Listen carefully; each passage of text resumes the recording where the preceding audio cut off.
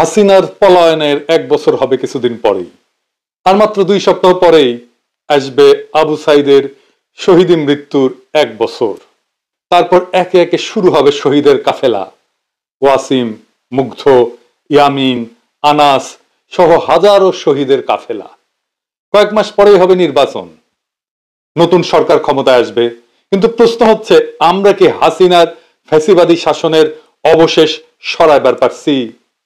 এক ভয়ঙ্কর রক্তাক্ত মরণপণ লড়াইয়ের পর আমরা হাসিনাকে বিতাড়িত করতে পারছিলাম। আজ 1 বছর পরে আমরা হাসিনার শাসনের অবশেষকে দূর করতে পারছি? এই বিরাট প্রশ্নের মুখে দাঁড়াইলে আমরা বিহ্বল হয়ে যাই। না, পারি নাই। কেন পারি নাই? আর কি করলে এখনো এটা পারা সম্ভব, সেটা নিয়ে আজকের আলাপ। আজকের আলাপের লক্ষ্য হাসিনা পলায়নের বর্ষপূর্তিতে ফ্যাসিবাদের শেষ চিহ্ন মুছে দেওয়া। আসেন আল্লাহর নামে শুরু করি। পুরো বিষয়টা বোঝার জন্য, পুরো পরিকল্পনা, পুরো স্ট্র্যাটেজি বোঝার জন্য, কেন এই স্ট্র্যাটেজি নিয়ে আসছি সেই জন্য আমাদের একটু পিছনে ফিরে যাইতে হবে। পুরো ব্যাপারটা না হলে আমরা বুঝতে পারবো না। আপনারা নিশ্চয়ই জানেন, আওয়ামী লীগের কর্মীদেরকে 1971 সালে মুজিব বাহিনীতে যুক্ত করে ইন্ডিয়াতে ট্রেনিং করানো হয়। ছাত্রলীগের নেতা কর্মীরাই মুজিব বাহিনী প্রশিক্ষণের সুযোগ পাইতো। নেতৃস্থানীয় ছাত্রলীগ নেতা কর্মীদের প্রশিক্ষণ দেওয়া হইতো দেরাদুনে, উত্তরপ্রদেশের। আর সাধারণ কর্মীদের প্রশিক্ষণ দেওয়া হয়েছিল আসামের হাফলং প্রশিক্ষণ কেন্দ্রে। এই 2 প্রশিক্ষণ কেন্দ্র সহ মুজিব বাহিনীর সামগ্রিক কার্যক্রম পরিচালিত হইতো মেজর জেনারেল SS উবানের নেতৃত্বাধীন স্পেশাল ফ্রন্টিয়ার ফোর্স এবং রয়ের তত্ত্বাবধানে। এখানে শুধু অস্ত্র চালানোর প্রশিক্ষণই দেওয়া হতো না, রাজনীতি প্রশিক্ষণ দেওয়া হইতো। বাংলাদেশ রাষ্ট্র হিসেবে কেমন হবে সেটার প্রশিক্ষণও দেওয়া হইতো। মুজিব বাহিনীর 4 কমান্ডার ছিল, এই যে দেখেন উবানের সাথে বসে আছে। তারা তাদের পিতৃপ্রদত্ত নামটাও বদলায় ফেলছিল। শেখ মনির নাম ছিল মনি দে, তোফায়েল আহমেদের নাম ছিল টিকে রায়, আব্দুর রাজ্জাকের নাম ছিল রাজেন্দ্র, আর সিরাজুল আলম খানের নাম ছিল সরোজ কুমার। আওয়ামী লীগের যে মুখপাত্র ছিল বাংলার বাণী, সেটাও কলকাতা থেকেই ছাপানো হইতো প্রথম।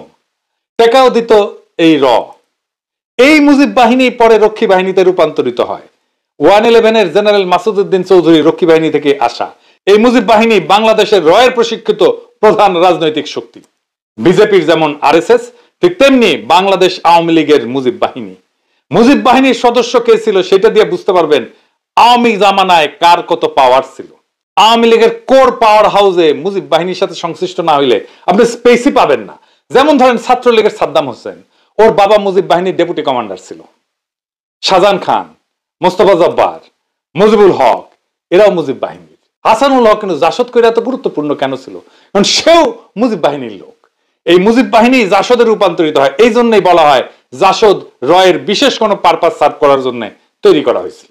জোকার হামিদ মুজিব বাহিনীর লোক ছিল, সুপ্পু মুজিব বাহিনীর লোক ছিল। হাসিনা মুজিব বাহিনীর বাইরে কাউরে প্রেসিডেন্ট বানাইতো না শেষ দিকে। এই সুপ্পু এখনো আছে, এখনো সে বাংলাদেশের প্রেসিডেন্ট হইয়া এস আলমের কর্মচারী ছিল। মালয়েশিয়া আর দুবাইয়ের রেসিডেন্ট কিন্তু সুপ্পু, একটা 3rd ক্লাস বটতলার উকিল ছিল।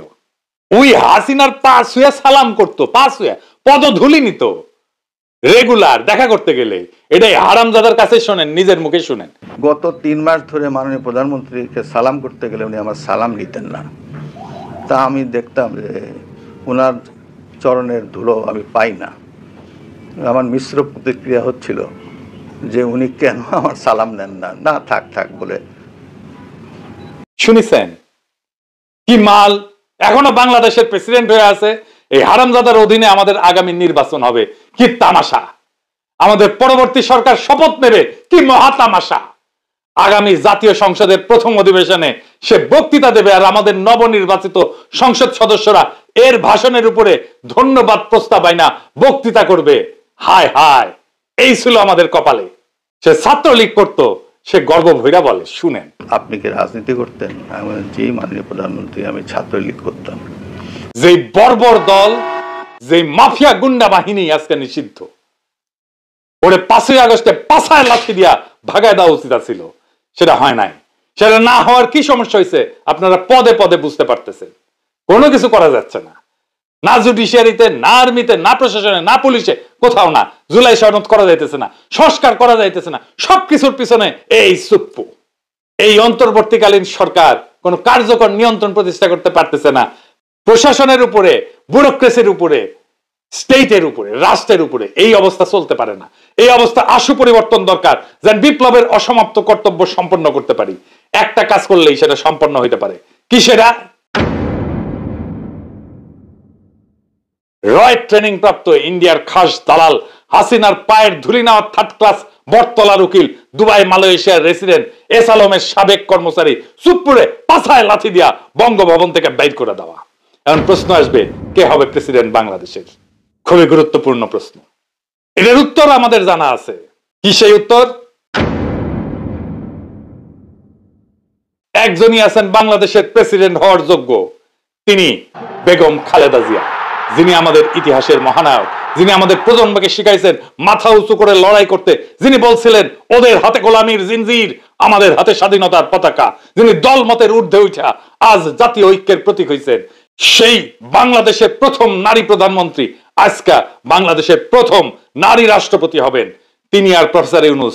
এই দুই মুরব্বী মিলা আমাদের নতুন বাংলাদেশের সূচনায় পৌঁছে দেবেন। খালেদা জিয়া বাংলাদেশকে শুধু দিয়েই গেছেন, আমরা ওনাকে কিছুই দিতে পারি নাই। বাংলাদেশ উনাকে রাষ্ট্রপতি বানায় নিজে সম্মানিত হতে চায়।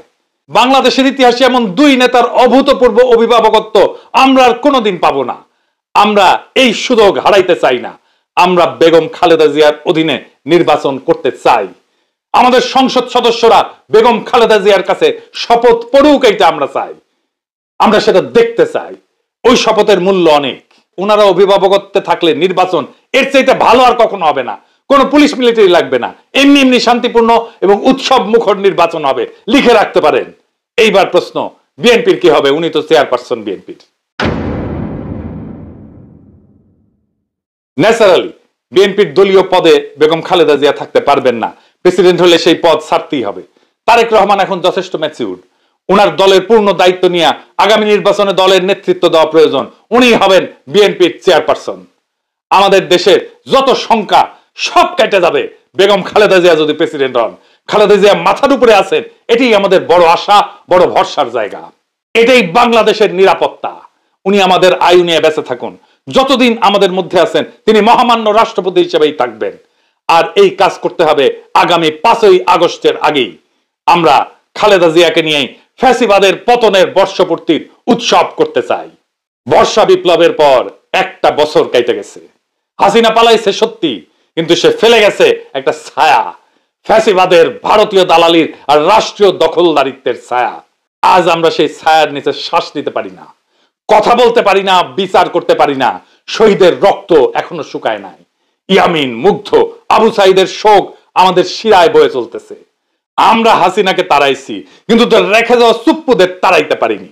এস আলমের কর্মচারী, দুবাই মালয়েশিয়ার রেসিডেন্ট, প্রশিক্ষিত মুজিব বাহিনীর ধুলি ধরা রিক্রুট এখনো বঙ্গভবনে বসে আমাদের বিপ্লবের মুখে থুথু ছুঁড়ে দিচ্ছে। এই লজ্জা মুছতে হবে। এই অসমাপ্ত বিপ্লবকে সম্পন্ন করতে হবে।